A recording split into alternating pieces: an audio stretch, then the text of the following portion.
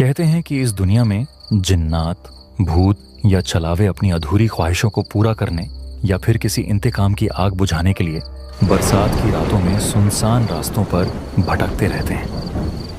यह कहानी भी अंजलि और रोहित की है। अंजलि गांव की एक मासूम लड़की थी जिसकी शादी शहर में रहने वाले रोहित से हुई। शादी को अभी 1 साल भी पूरा नहीं हुआ था।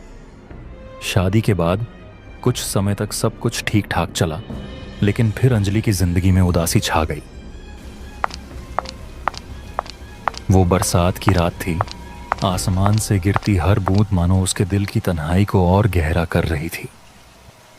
खिड़की के पार बहती हवाएं, भीगी जमीन की खुशबू और दूर कहीं चमकती बिजली, सब कुछ जैसे उसके दर्द का आईना बन गए थे।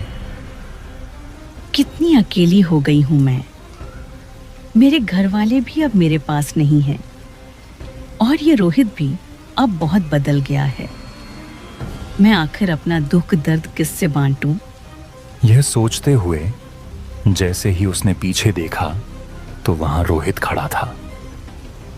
वह दफ्तर से वापस आ चुका था। अरे रोहित, तुम आ गए। चलो तुम फ्रेश हो जाओ, फिर हम साथ में खाना खा लेते हैं।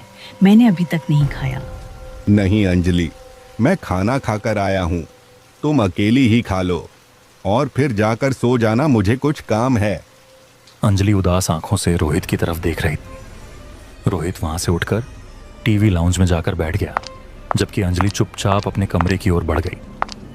कमरे में पहुंचकर वह बिस्तर पर लेट गई, लेकिन उसके मन में अनगिनत ख्याल उमड़ने लगे। नींद उसकी आंखों से कोसों दूर थी। कुछ देर बाद वह उठकर फिर से बैठ गई। उसी समय उसे बाहर से रोहित की बातें करने की आवाजें सुनाई दी। अंजलि धीरे धीरे दरवाजे की ओर बढ़ी और नीचे आकर देखा। रोहित किसी लड़की से फोन पर बात कर रहा था। अरे जान, मैंने तुम्हें कितनी बार समझाया है कि मुझे घर पर कॉल मत किया करो। हम रोज पूरे दिन मिलते रहते हैं ना।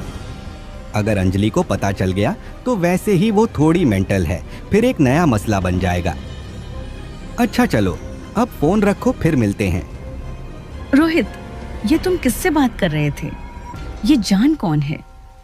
आखिर ये सब क्या चल रहा है? अरे अंजलि, तुम यहाँ कैसे? तुम तो सो रही थी ना।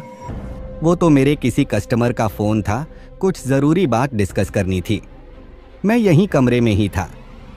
अच्छा चलो, अब रात काफ़ी हो गई है, सो जाते हैं। रोहित, अब झूठ मत बोलो। मैंने तुम्हारी सारी बातें सुन ली हैं।